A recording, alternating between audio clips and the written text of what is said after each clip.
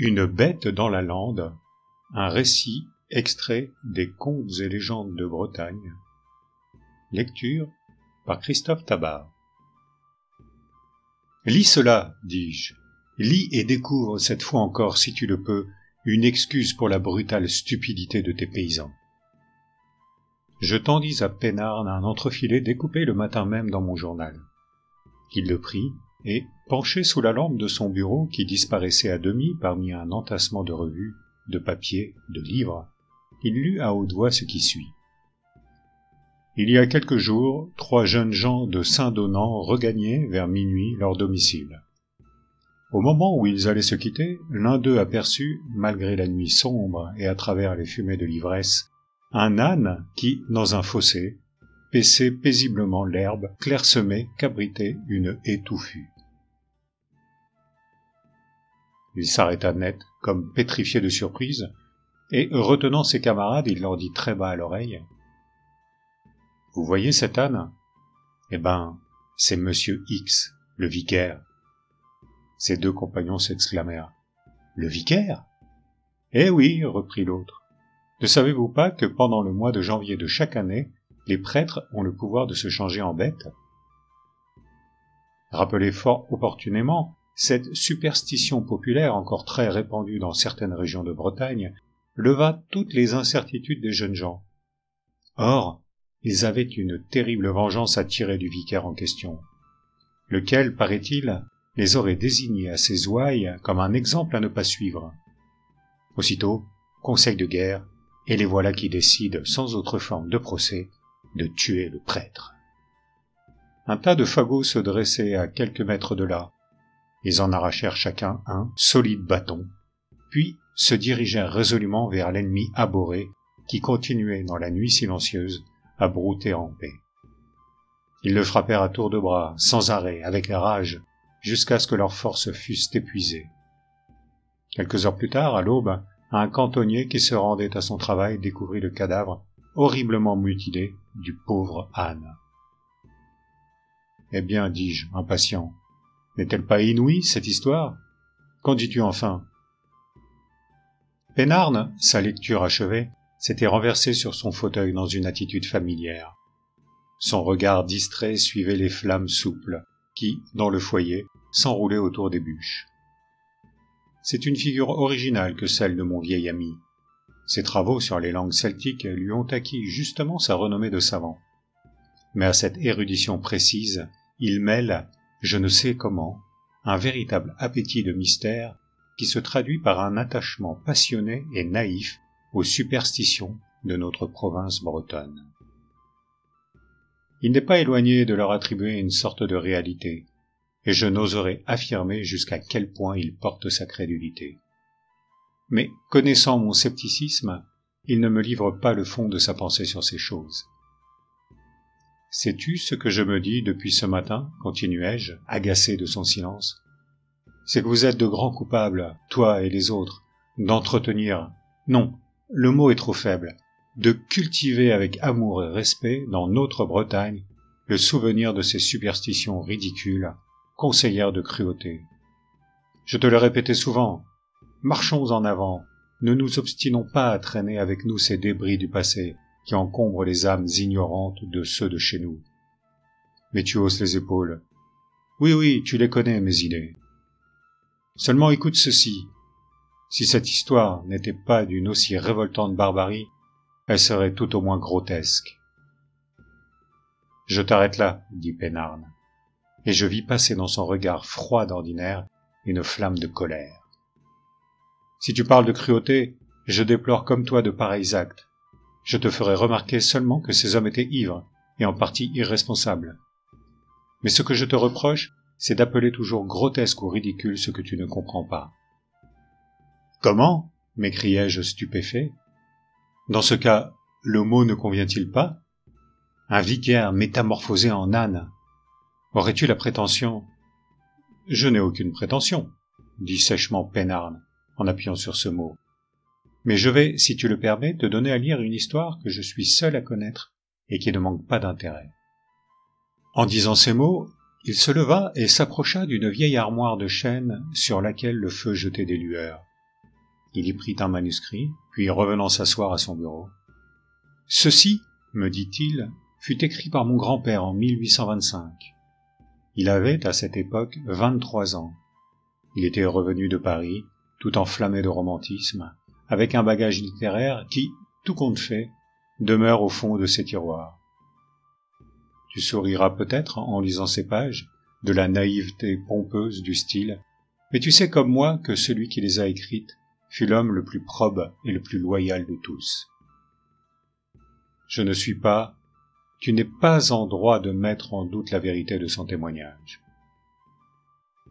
Je pris le manuscrit. Il ne portait pas de titre, mais seulement une date, 13 juin 1825. Les caractères avaient pâli, j'eus quelque peine à déchiffrer ce qu'on va lire. J'écris pour moi seul. J'écris parce que je ne puis parler. Mon âme remplie d'horreur ne saurait se renfermer dans un éternel silence. J'ai touché le bord de l'abîme insondable du mystère et de l'irréel. Ma raison chancelante a semblé m'abandonner. Je veux, pour m'apaiser, fixer à jamais le souvenir de ces événements auxquels je viens d'assister.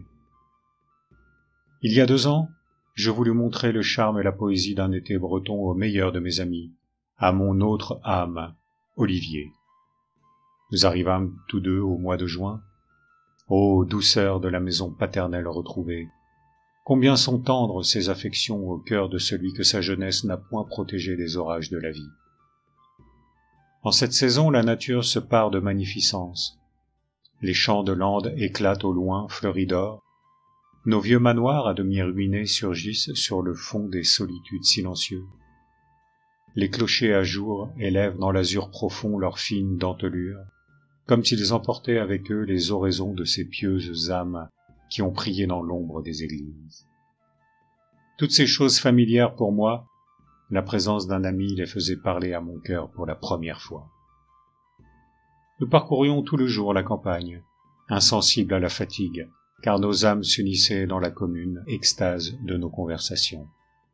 Hélas, ces jours ne sont plus. Je ne connaîtrai plus désormais que l'amertume des pensées solitaires.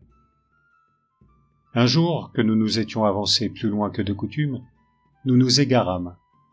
Après avoir quelque temps traversé des champs et des fossés, nous nous trouvâmes à l'entrée d'une avenue ombreuse de châtaigniers énormes. Au loin, nous apercevions des tours à moitié enfouies dans un sombre feuillage. Je reconnus le château du Reynaud. Déjà, une lueur morne annonçait le crépuscule. Des nuages menaçants couvraient le ciel. La pluie et un coup de tonnerre qui ébranla l'air d'un grondement soudain me déterminèrent à gagner la ferme du château et à y demander un abri. Tandis que nous remontions l'avenue, nous vîmes entre les arbres une forme blanche qui s'avançait. « C'est mademoiselle du Reynaud, dis-je à Olivier. » Je savais fort peu de choses sur le compte de cette jeune fille. Elle vivait avec une vieille gouvernante. Seul, son tuteur, un vieux gentilhomme du voisinage, venait parfois au château. Il semblait que quelque mystère planât sur elle. J'avais remarqué que les paysans, lorsqu'ils parlaient d'elle, baissaient la voix, et qu'ils évitaient de répondre aux questions qu'on leur adressait à son sujet. Mademoiselle du Reynaud était vêtue fort simplement de mousseline blanche. Ses cheveux noirs, enroulés autour de sa tête, faisaient ressortir la pâleur de son visage. À ce portrait romantique à souhait, je ne pus retenir un sourire. Mais, voyant sur moi le regard de peinarde, je me contins et résolus d'achever ma lecture sans rien manifester de mes sentiments littéraires ou de mon scepticisme moral. Je ne puis essayer de peindre l'impression qu'elle fit sur moi. Elle était belle sans doute, mais j'avais vu à Paris des beautés plus brillantes. Il y avait en elle une langueur, une tristesse, je ne sais quelle mystérieuse et magnétique flamme dans son regard qui m'attirait et me repoussait tout à la fois. En un mot, je souffrais de la regarder et j'eusse souhaité la voir toujours. Lorsqu'elle fut près de nous, nous la saluâmes. Elle répondit à notre salut et continua son chemin sans paraître se soucier de la pluie ni du tonnerre. « L'étrange jeune fille !» m'écriai-je. Olivier ne me répondit pas. Mais je remarquai qu'il se retournait sans cesse, jusqu'à ce qu'un détour du chemin la dérobât à nos yeux. Nous rentrâmes silencieux ce soir-là. Tandis que nous prenions quelques repos à la ferme, l'orage s'était apaisé. Quelques nuages noirs traînaient encore à l'horizon, mais le ciel était pur au-dessus de nos têtes. Olivier était plongé dans une rêverie profonde. Quel pressentiment me fit craindre qu'il ne songeât à mademoiselle Duresnel. Hélas, je ne me trompais pas. De ce jour, mon ami ne m'appartint plus.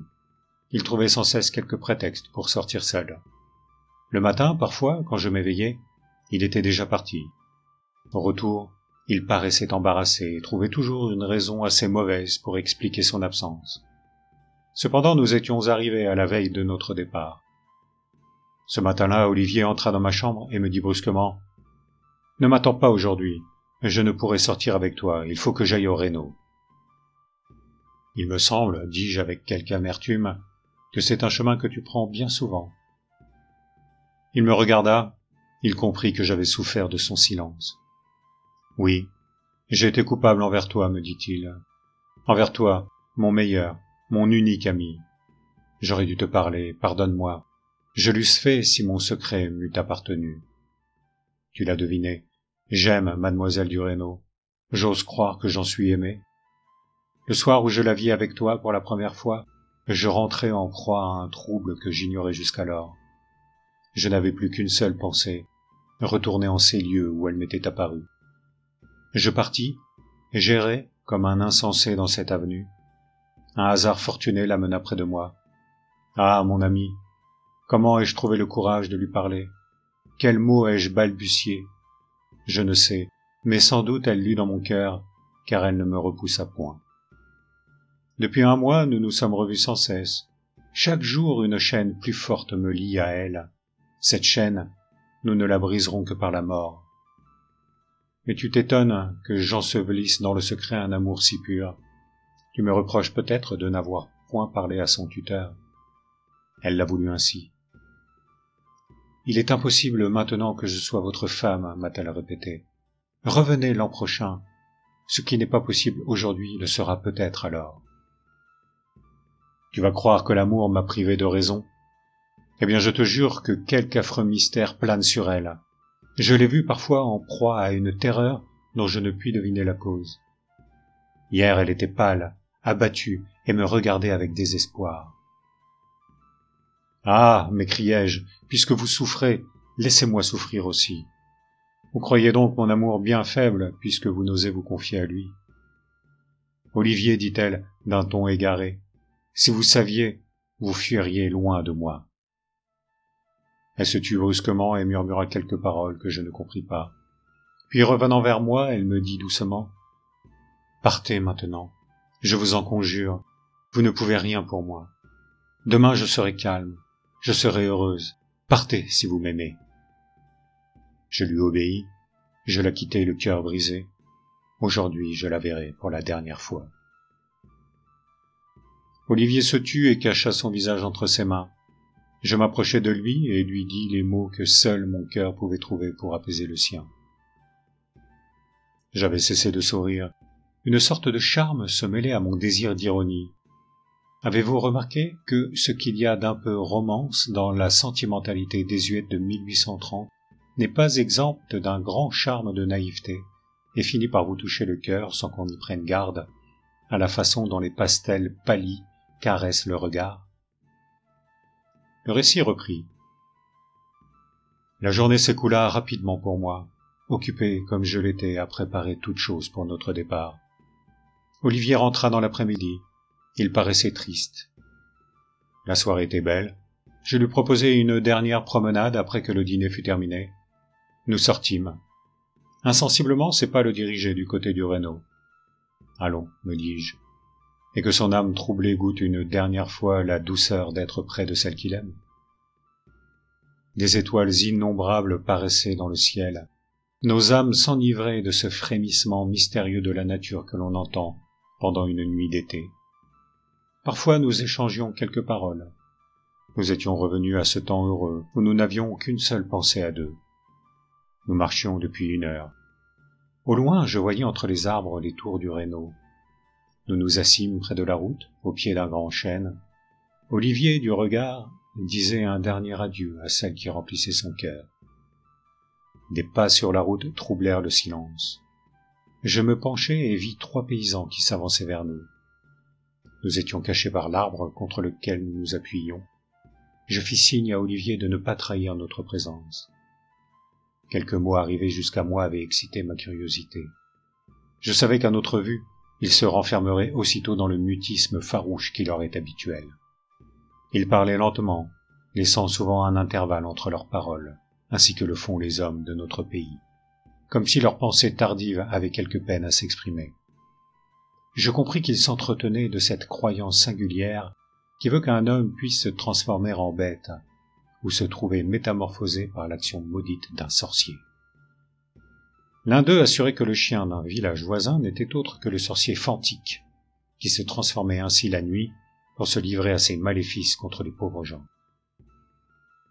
Soudain j'étouffai une exclamation. Il venait de prononcer le nom de mademoiselle Duresneau. « Oui, Filin, on le sait bien. La bête que Tric a vue au clair de lune il y a de cela 8 mois, je vous le dis, c'était la demoiselle Duresneau. Il y en a d'autres qui l'ont vue, dit un autre à voix basse. Elle court après minuit ici sur la lande. » Il se signa. Ce n'est pas sans raison qu'elle s'enferme dans le château, avec une vieille femme pour compagne. Ils s'éloignèrent.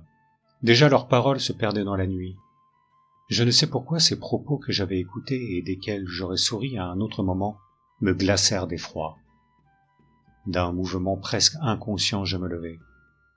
« Partons, dis-je, partons à l'instant. » Olivier se leva, mais je marchais d'un pas si rapide qu'il avait peine à me suivre. « Qu'as-tu donc ?» me demanda-t-il surpris. « Redoutes-tu les esprits de la lande qui paraissent avec les étoiles ?»« Écoute, dis-je en me tournant vers lui, sais-tu ce que ces paysans stupides disaient entre eux? Ils prétendent que mademoiselle Duresneau a la puissance de se métamorphoser. Ils affirment que la nuit elle se transforme en une bête blanche qui court sur la lande. » À ces mots, Olivier entra dans une violente colère. « Les misérables !» s'écria-t-il, d'oser mêler le nom de cet ange à leur ridicule superstition. « Demeure ici, je vais les rejoindre, je... »« Arrête, dis-je, le retenant de force. Que prétends-tu faire? Ces paysans n'entendent pas le français. Vas-tu t'abaisser jusqu'à ces hommes ignorants et grossiers? Non, non, oublie leurs paroles, ou plutôt bénis le ciel qui t'a révélé le secret de mademoiselle Duresneau. » Ici, fidèle à la promesse que je m'étais faite, je ne soulignai ni d'un geste, ni même d'un pli de lèvres l'extravagance du récit. Peut-être la magie du mystère commençait-elle à agir sur moi, et j'éprouvais déjà une impatience à connaître la fin de ces invraisemblables événements. Sans doute, elle connaît les propos que tiennent sur elle les gens du pays. Elle craint que tu ne les connaisses aussi. Elle en souffre, car, tu me l'as dit, elle est pareille à ces plantes délicates, sensitives, que le moindre contact grossier froisse et blesse. Ainsi je réussis à apaiser la colère d'Olivier, mais lorsque nous fûmes de retour à la maison, j'éprouvai un véritable soulagement à la pensée de notre départ le lendemain. L'an prochain, me dis-je, s'il aime encore cette jeune fille, elle sera sa femme, et il l'emmènera loin d'ici. S'il l'a oubliée, il sera délivré de cet amour qui le fait souffrir. Hélas, l'homme n'est qu'un frêle jouet entre les mains de la destinée. Aveuglé, impuissant, comme un frêle esquif ballotté sur les vagues, il est chassé vers un but inconnu. À la fin de l'automne de 1823, je me séparai d'Olivier. Je partis en novembre par l'Italie. Ces lettres que m'apportait au début chaque courrier devinrent bientôt plus rares. Il cessa peu à peu de me parler de mademoiselle Duresneau. Égoïsme cruel de l'amitié. Je souffrais du silence de mon ami. J'attendais ses lettres avec impatience, et je ne songeais pas à plaindre cette jeune fille qu'il délaissait. Au commencement de l'été, je rentrai à Paris. Je courus chez Olivier. Il me parut changé. Il menait ce qu'on est convenu d'appeler la vie du monde. Je ne trouvais plus en lui cette mélancolie, cet enthousiasme généreux de la jeunesse qui l'avait fait le compagnon de mes rêveries. Il avait maintenant une gaieté factice, un besoin de s'étourdir sans cesse par 1000 actions inutiles. J'appris qu'il était devenu amoureux d'une jolie actrice des variétés et qu'il se ruinait pour elle. J'allais au théâtre, je vis cette femme, je m'étonnais que sa beauté vulgaire ait pu faire qu'Olivier ait oublié mademoiselle Duresneau. Pour la première fois, je plaignis cette jeune fille qui devait souffrir cruellement de son abandon. J'en parlais un jour à Olivier. « Tu te trompes, me dit-il froidement. Elle n'est point malheureuse. Elle-même a cessé de m'écrire. »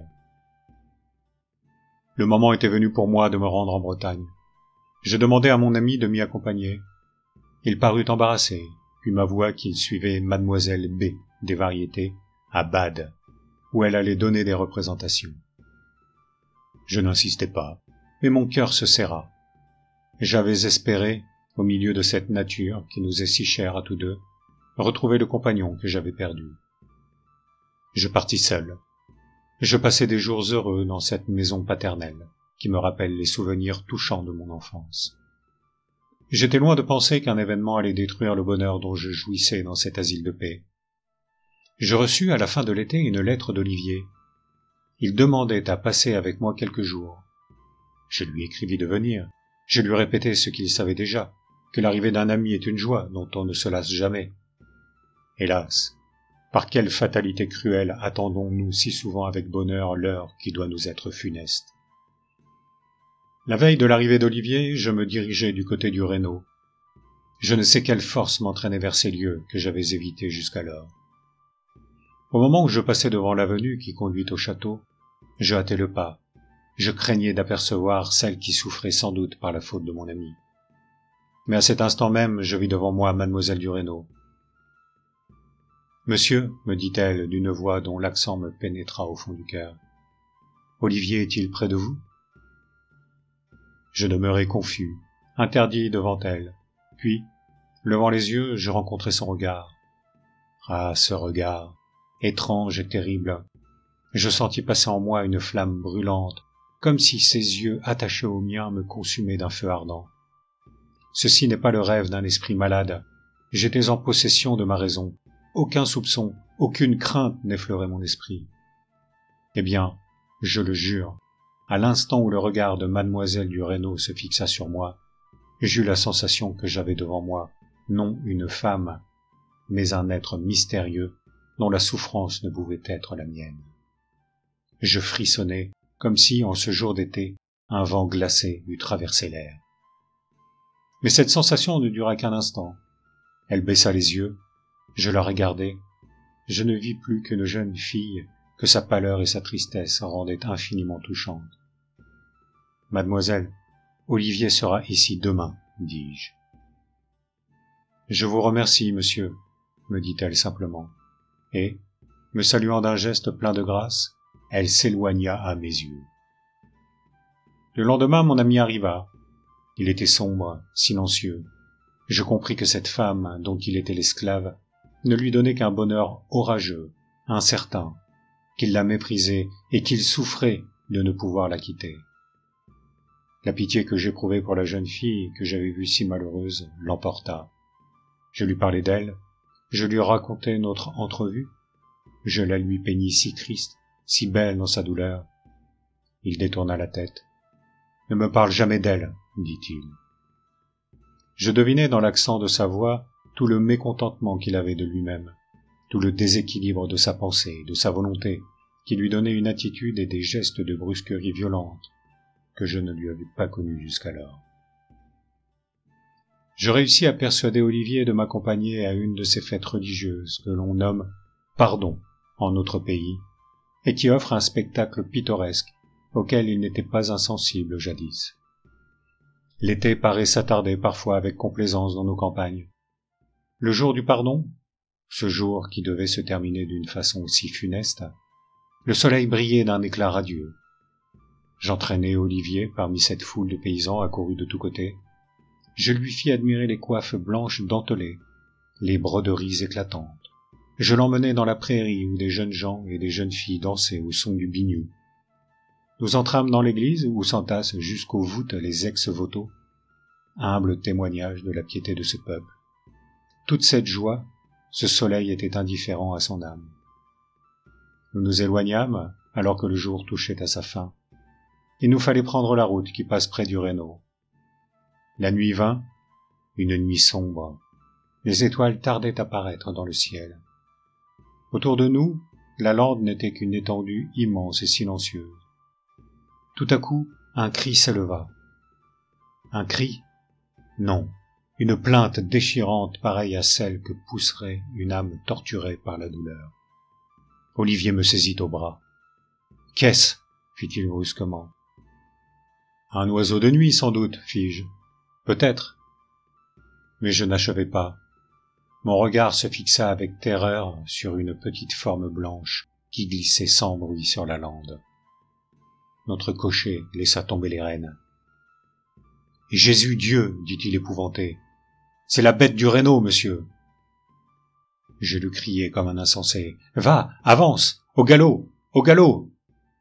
Mais la montée était dure, les chevaux fatigués, et les mains tremblantes du cocher ne les pouvaient guider. Je me retournai. La forme blanche nous suivait toujours. Je criai de nouveau. « Au galop !» J'allais saisir les rênes quand la même plainte lugubre s'éleva dans la nuit. « C'est la sorcière du Reynaud, elle nous poursuit !» répétait Jean, fou de terreur. Mais, à ces mots, Olivier bondit, frémissant de colère, et avant que j'aie pu le retenir, il s'était élancé hors de la voiture. Je le vis se précipiter sur la lande. Un cri déchira l'air. Dieu, est-ce que jamais ce cri cessera de retentir à mes oreilles? Une terreur folle s'empara de moi. Je criai « Malheureux! Malheureux! Tu l'as tué !» Il revint vers moi, monta dans la voiture. « J'ai étranglé la bête du Reynaud, dit-il d'une voix sourde. Que désormais ces misérables paysans ne prononcent plus son nom. » Je ne lui répondis pas. J'aurais voulu fuir à jamais loin de ces lieux. Il me semblait que mon ami avait des mains sanglantes. Lorsque nous rentrâmes, je me jetai sur mon lit. Je cherchais en vain le sommeil. Le matin, je vis entrer Olivier. « Écoute, » me dit-il brusquement, « je vais au Reynaud, viens avec moi. Toute la nuit, je l'ai vue devant moi. Elle souffrait, elle m'appelait. Il faut que je la voie. Elle me pardonnera. Oui, elle comprendra que je suis un malheureux, et que je l'aime toujours. » Nous partîmes tous deux. Nous demeurâmes silencieux jusqu'au Reynaud. L'avenue était déserte, la cour silencieuse. Je vis la porte du château ouverte. Un affreux pressentiment me saisit. « Olivier, m'écriai-je, je t'en conjure, n'avance pas, quitte cette demeure, il est temps encore. » Il ne m'entendit pas. Il s'élança dans l'escalier. Je le suivis. Soudain il s'arrêta. Des cris, des sanglots, des murmures de voix arrivaient jusqu'à nous. « Retourne, retourne, je t'en supplie !» criai-je. Il continua de monter. Je vis un groupe de gens qui pleuraient. Une femme âgée s'avança vers nous. « Elle est morte !» dit-elle en jetant à Olivier un regard de reproche douloureux. J'entrai avec lui et me trouvai dans une chambre où des cierges étaient allumés. Sur un lit, je vis une forme blanche étendue, les mains croisées. Olivier s'approcha, chancelant. Soudain, il poussa un cri terrible. « Regarde !» dit-il en tournant vers moi des yeux égarés. « Je l'ai tué !» Il tomba sans connaissance. Une force irrésistible m'entraînait vers la morte. Je me penchai. Je vis sur son cou blanc 5 taches livides. On eût dit les empreintes de 5 doigts qui avaient meurtri la chair délicate. Si ma raison ne m'abandonna pas en cet instant, c'est que je pensais à mon ami. Je l'emportai loin de cette maison. Il ne revint à la vie que pour tomber dans un délire affreux. Une longue maladie mit ses jours en danger. Dès qu'il put parler, il me dit « Emmène-moi loin d'ici, si tu veux que je vive. » Je partis avec lui. Pendant des mois, je ne le quittai pas. Cet été, je suis revenu seul ici. Je ne puis parler à personne.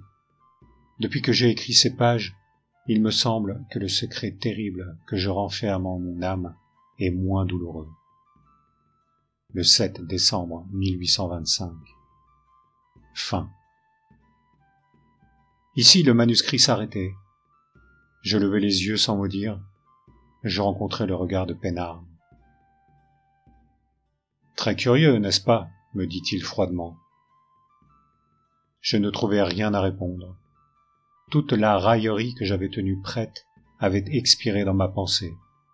Et sur la cheminée de son cabinet de travail, je regardais silencieusement, pendant qu'il se taisait lui-même, une petite statuette polychrome que je connais bien et qui représente une fée bretonne. Un doigt sur les lèvres, elle semblait sourire, et je vous assure qu'une lueur étrange brillait dans l'émail de ses yeux.